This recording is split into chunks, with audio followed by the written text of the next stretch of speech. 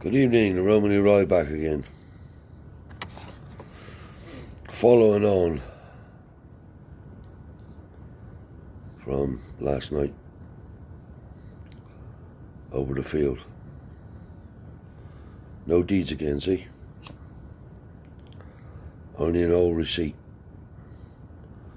that my mother kept from my father. That was in her Bible. That went missing. But in the end, it all come back to bite him in the ass because Uncle Tony told me the truth. What happened?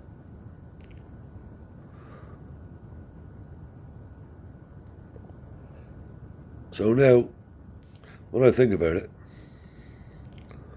all Tommy Ware had to do at the time was say to me, look, Clarence, me and your dad was in partners. I don't want any more partners. But you have a quarter of that yard and a piece down in the back field. You do your thing and I'll do my thing. And that would have been it, wouldn't it? Not he, boy, he wanted the fucking lot. And he'd do whatever he needed to do to get the lot. And that's the hurtful part of it, really. And I know I keep going over this, but when they say they give me the bungalow, it wasn't theirs to give me. My father built that bungalow in that yard under the instructions of his own father. And that was given to me, so they didn't give me nothing. My father paid to have it built, and that was the end of it.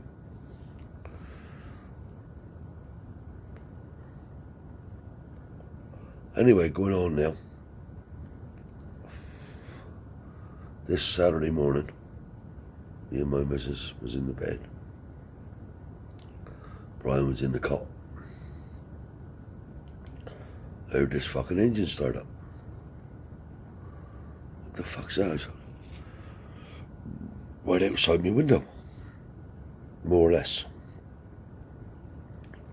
I gets up, look through the kitchen fucking window, and there's Tommy with 3 other men building a fucking wall right in front of my door. I couldn't get in or out. Gonna leave a pedestrian gateway and build this wall right across in front of my house, my bungalow. I went fucking berserk. Anyway, there's 4 men there and I was there by myself and my woman. I said, fuck this, I'll ring Uncle Joey up.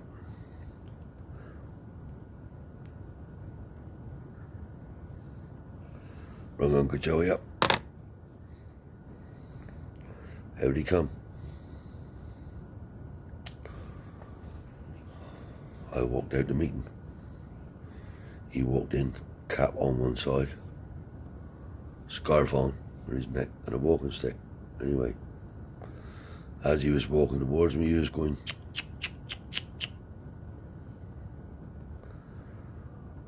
As he got to the wall where the men was, this person said, nothing to do with me, Joe. He said, nothing to do with you, what you doing here then?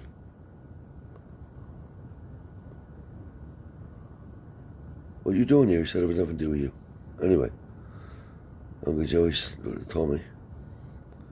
He said, you done enough to that boy in there, he said. You done a fucking enough, he said. Some men here, he said. Putting up a fucking wall. What's this all about? Tommy went to say something. He said, Tom, I don't give a fuck for you or no man. So he said, tin right. He went over and kicked the wall down. Now, for anybody who don't believe that, I got the pictures of the wall. So, no good for nobody to say that didn't happen. Because it did fucking happen.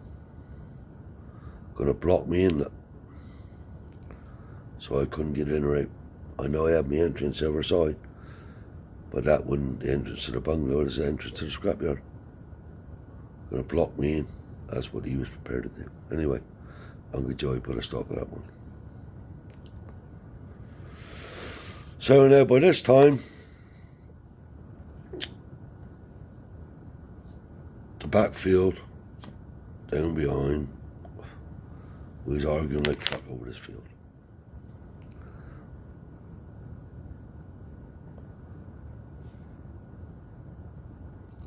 Uncle Tony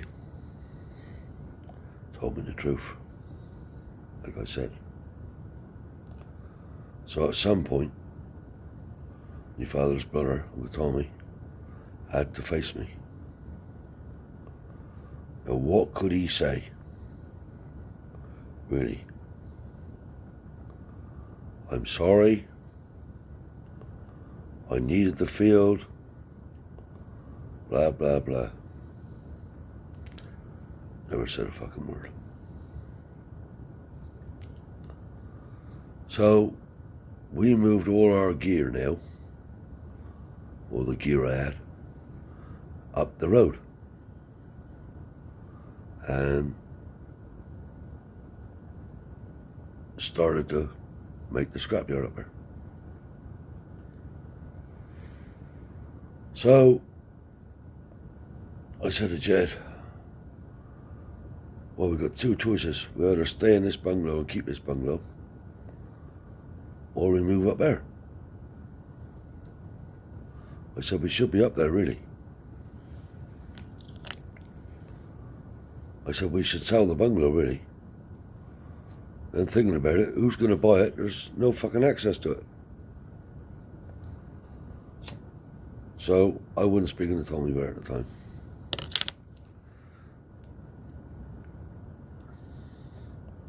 I said to Jed, go and see Jenny. And ask Jenny, do they want to buy the bungalow? Or whatever. So Jed went over there. Said, look, Jen, Clarence wants to sell the bungalow. Do you want to buy it? So Tommy looked up and said, well, who else is going to buy it? There's no access to it. There was an access through the scrapyard, if it come to that, but then this way there was no access. So he shouted out, how much do you want for it? Well, look at Jency. So I told her before she went there, he got to tell her the price. Well, how much you want to give? Well, there ain't no access. Nobody else wants it. I think it's worth about 5,000. She said, I can tell you now, Tommy, he won't take that for it. That's all right, she said. I'm off, anyway. Back she come, told me, I said, you never for no fucking 5,000.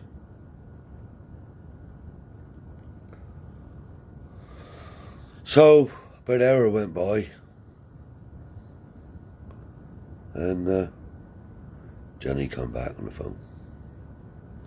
She said, got all the check. She said, we've talked about it, and we'll give you 15,000 for it.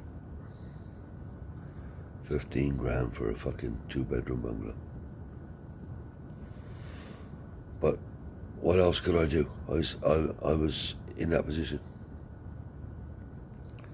That's no more than the money my father paid out originally to buy the fucking half of the whole place. And he wanted to give me 15 grand for the bungalow. So anyway, we had to make the scrapyard a scrapyard up in the fields. So I said to Uncle Joey, I said, do you know anybody with a fucking bulldozer or something much? From down in the woods when you was cutting the wood out? Yeah, he said. Chap called Alec James. David James' brother. I said, oh yeah. Fuck me, I forgot all about he. So he had this fucking dropped up in the field, see. So we already had the hole in the edge. So he had to take the topsoil off so I could stone it out, hardcore it out, put concrete down where I could afford it anyway. Anyway, I had this fucking Alsatian dog called Justin by then, and he was a bastard. He was right if he knew you, and he wouldn't go outside the gate, but as soon as you come in the gate, well, fuck me, he'd have you. So we put the fucking entrance in and put the gates up, and it was all closed up really. So Uncle Joey went over to this Alec. He said, Alec, I wouldn't leave your fucking Land Rover door open like that, he said. He said, with that food in that bag there like that, he said, that dog will fucking take everything you got. He's alright, Joe, he won't hurt. He said, I tell you. Anyway, he jumped on the fucking dozer, or the dozer finger, pushing all this fucking earth up out of the way. What happened? The fucking dog went and took his lunchbox. Took all his fucking food. Right. He come down 10 o'clock now to have a cup of tea and something to eat. Lunchbox gone. All on the floor, all empty. Well, Uncle Joey started laughing the way he did, see. Joe, he said, that fucking dog. He said, don't say that, Alec. I fucking told you the dog would eat your fucking food tonight. Anyway, the mush fucked off and never come back for a week. Never come back for 1 week.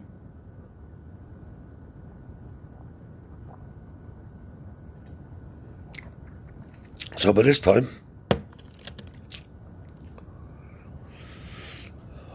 I went and bought a chalet. Twin unit. An ex-holiday let one. Chalet was basically sound, but inside it had to be decorated. So the deal was done for the bungalow, which meant that I could start to build my own bungalow, our own bungalow up in the field, because we had the 15 grand. So now it was arranged that we would be moving out on the Wednesday. Now, bearing in mind this was put up there with the fucking digger, the dozer, and it got fucking mud everywhere. This, that, and the other. So I said to Uncle Joey, I said, I've got to get this basin mush for this fucking chalet. So anyway, we worked around that, got the base put down. So we was done the deal, and we were supposed to be moving out on the Wednesday night, 5 o'clock. So the mush rings us up on the Monday. We won't be able to get there on Wednesday. The lorry's broken down, and we can't get the chalet to you. So I said, you'll have to go over and see Jenny and tell her that we want a couple of days' grace. Over she went. Come back like this. I said, what's the matter? Not 1 day, not 1 hour. 5 o'clock, you gotta be out. Fucking hell. I said, oh, that's all right. I said, you'll have to go up and stay with your mother in the night times. I said, and I'll sleep in the van or whatever. She said, well, I don't really want to do that. I said, oh, what am I going to do anyway? I thought I'd give Morris a ring. Give Morris a ring. Mort, yeah, all right, miss. Told him the tale. Fucking bastard, he said. I said, you don't know anybody who got a little tour for sale? Yeah, he said, my dad got one. I said, oh, yeah. I said, look, miss, I said, go and ask him how much he wants for it, I said, and ring me back, will you? Yeah, all right, miss. About 20 minutes went by, he came back on the phone. Yeah, my dad got one here, much. I said, well, how much is he worth? He wouldn't say. He's just told me to tell you to come out. Well, how much is it? And he wouldn't say much. Anyway, out I goes. Uncle Chris had a big grin on him. Uncle Chris, this trader much, yeah. Oh, my son. It's like this here. Take a trader on. You don't know how long you want him for, he said. Take a trader on, and we'll sort it out. I said, well, how much is he, Uncle Chris? He said, look, you got two choices, haven't you? I said, what's that? You either take a trader on and we'll sort it out, because you don't know how long you want him, or you need him here. He didn't mean it in a nasty way, but he was just telling me, for fuck's sake, just take a trader. Anyway, I took the trader. That was on the Wednesday.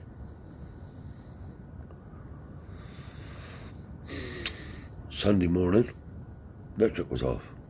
I know who was behind that, but we won't say nothing more about that. So, no electric. Swab haven't been to put the electric in up in the yard yet. They was due and they never come. Right. What am I going to do? I'll do a couple of people I know, nothing. I thought, fuck it, I'll go up and see David James. This is his Alex brother. They never spoke though. Told David the tale. I said, you ain't got a generator here, Dave. I said, you can sell me? No, not really, boys. He said, but you see that generator there? He said, you can take them and borrow it. He said, I don't want to sell them. I said, what about if he fucks up, Dave? He said, that's my problem. Don't worry about it. Good man. Let me have the generator. Anyway, the Charlie finally come. And we put them together. So now,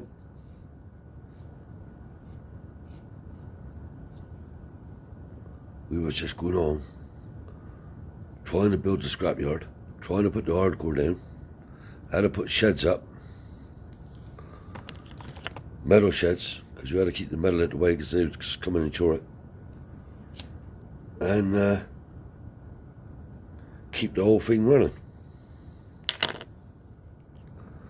So Donald was a big help, man.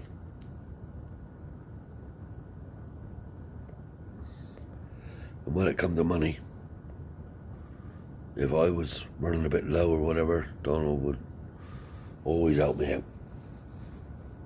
I looked after Donald, mine, but he was a good mate. Anyway, after a while, I didn't need that because the business was taking over. But got to remember, I started with fuck all.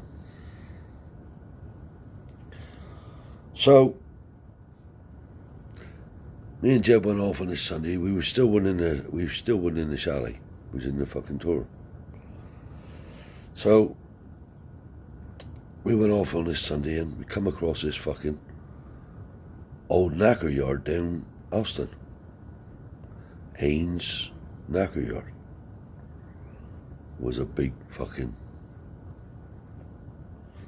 buildings with big fucking steam hoppers in them, big water boilers, and that they used to boil the bones with, and well, they got acres of it. So I was dealing with Graham Togo at the time. I don't know what the name was on the gate now. I can't remember. I will remember it. Anyway, while I was in there dropping off a load of metal, the same name on the gate pulled in on his weighbridge. I said, where's that company, Graham? He said, just round the corner.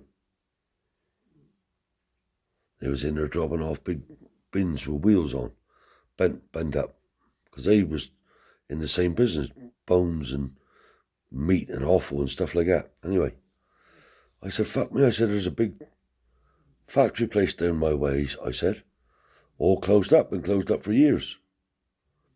Yeah, he said, I know. He said, I got to go down and clear it out. Do you want the job?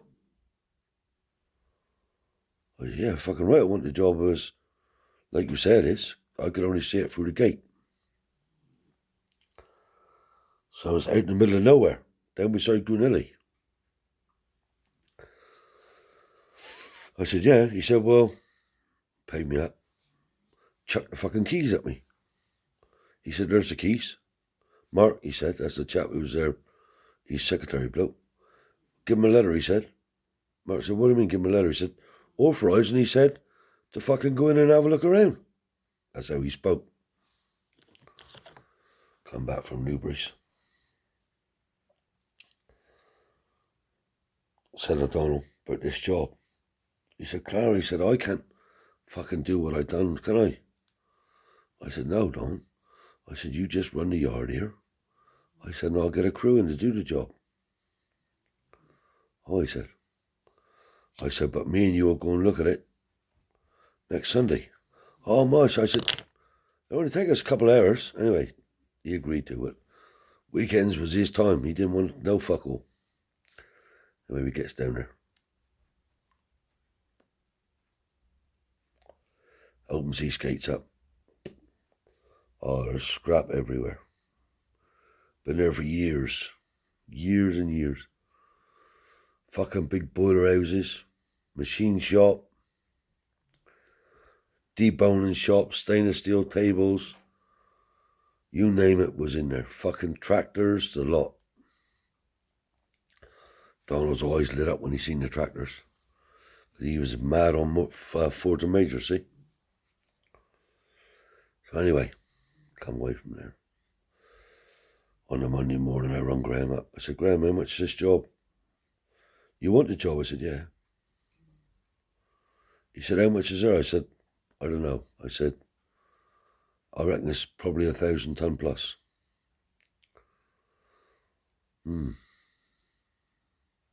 He said, would you give me $5,000 for it?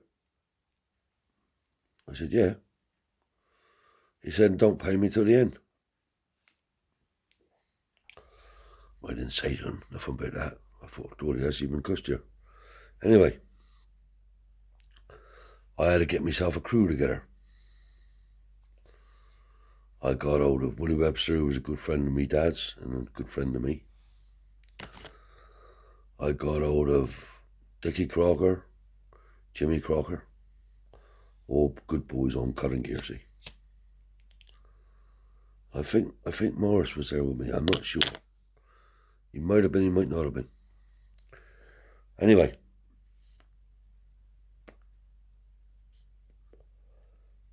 I said to Willie, I took Willie Webster down there, showing the job. Right. Because Willie was a good organiser. I bought a fucking GPO van. Conger. Because we had to carry 10 gas bottles a day, so we took 10 down and brought 10 back. So he's down there pulling these fucking big boilers out the sheds, cutting it all up. Anyway, I had Georgie Pella there taking it away. So we got that job done, finished up. And I earned some good money there. That gave me a real good start. But still in the background was lingering on about this field. See? So I got my planning permission to build me bungalow.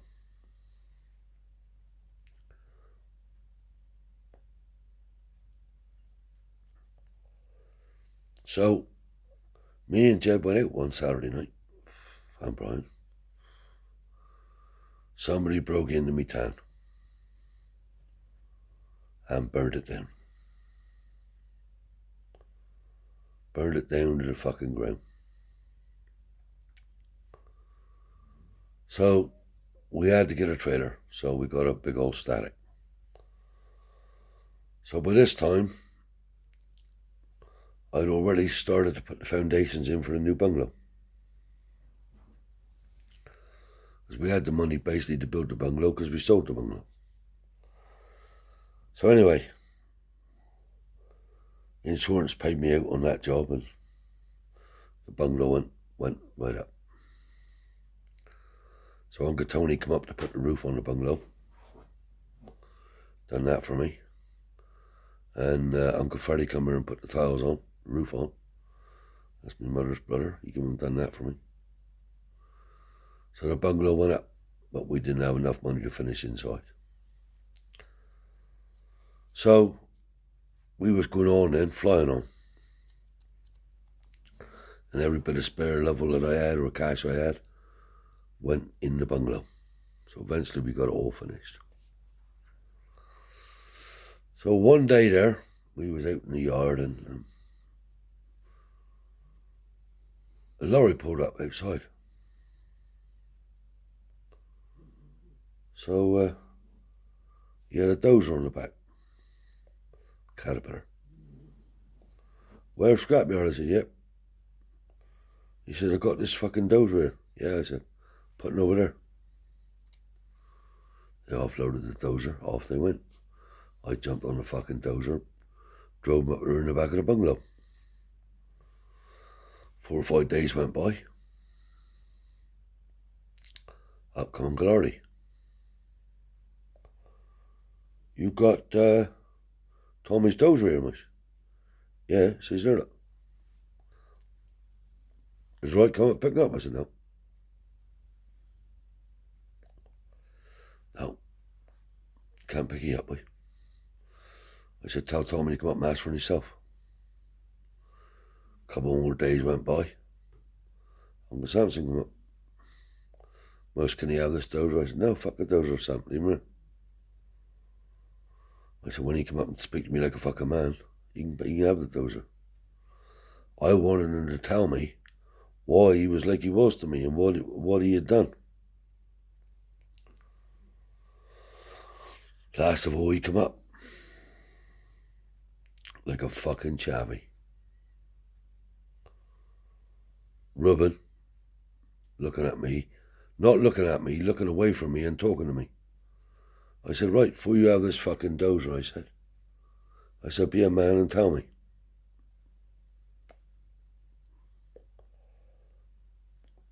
What you done all this for? I said, there was no need of it. He mumbled the words, I'll never forget them. I don't know why I done it. And there's things that you'll never know.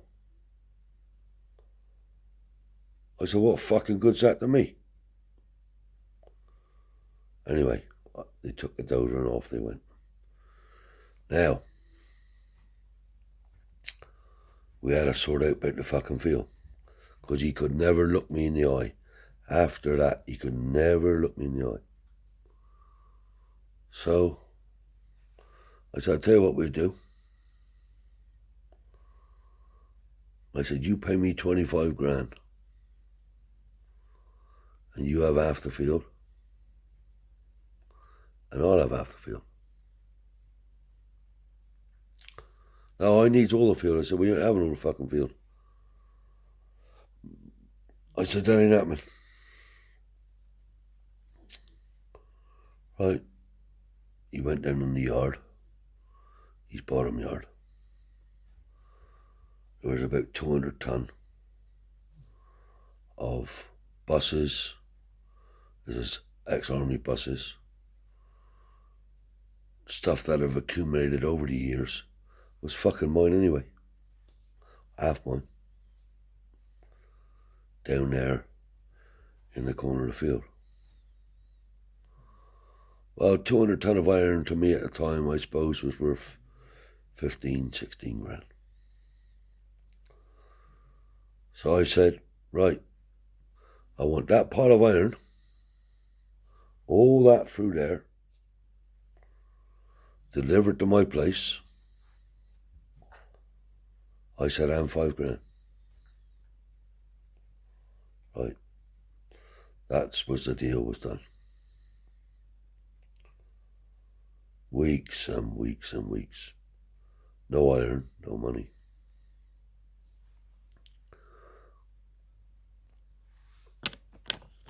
Now, by this time, my bungalow was finished. Aunt Liza and Uncle Artie used to come up to me and Jed's every Saturday night without fail. There we'd have a meal, drop of wine. Aunt Liza, I loved her. Every Saturday night. Every single Saturday night.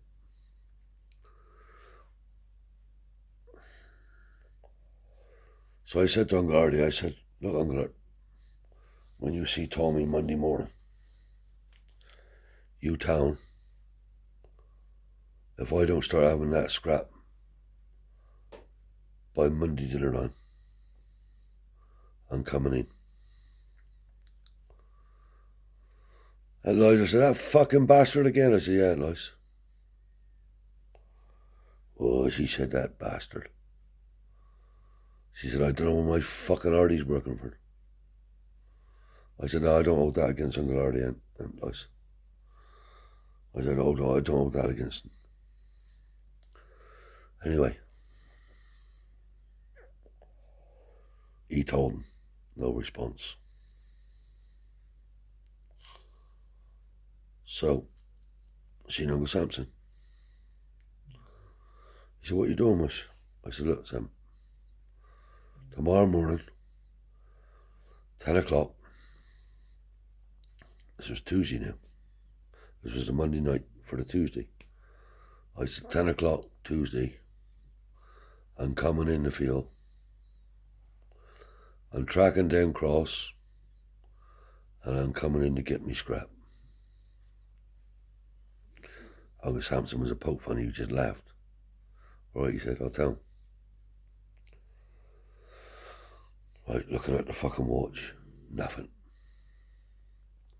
Starts the machine up. I had a half-tidy machine then, but starts the machine up, dries them on top of the edge. Now they all looking at me, down in the yard, up at me, all of them. I revs the machine up, toots the horn like that, toot toot, put my thumb up, so they could see me. Down I goes. Down into the fucking field. They took off running now. Artie and Uncle Samson. He's coming, Tom. He's in here, Tom. He was running up and down. What am I going to do, Jen? What am I going to do, Jen? She said, ring the police. They rang the Scarver come down. And stop. I kept going. He was going to get stop. So I swung round, put the grab down on the floor. I said, before you say another word, this got fuck all to do with you. This is a civil matter, mate. He said, I'm telling you, I know that. And I'm not here to interfere. What I'm here to tell you is, watch what you're doing with this mechanical machine you're driving. If you hit somebody, or a piece of that material comes loose and hits somebody, he said, you'll be in trouble. That's all I'm here to tell you. I said, well, thank you very much for telling me, but fuck off. He said, there's no need to be like that. I said, there's every need to be like that. Anyway, he fucked off. I carried on. He sent Uncle Artie down. Down to Uncle Artie. He said, no, look much. He said, I'm only telling you what he told me. I don't know what's right and wrong. He said, he told me to tell you next week he'll start pulling it all up and square you up. That's right. So put a line across the field now to bank my end of the bargaining. So next week come, they started pulling the scrap up. Dumping it up. brought the scrap up, that was it. I said, what about the money? Well, you've had it all. I said, I haven't had it all at all. You know there was fucking £5,000 to be paid. I said, and you haven't paid it. I said, there you go again. I said, no, I go again's about it. Anyway, I never did get the £5,000. So I moved the edge down a bit more. So that's about it for the night. And more to come tomorrow. So it's bye-bye from the Romany Rye. Good night.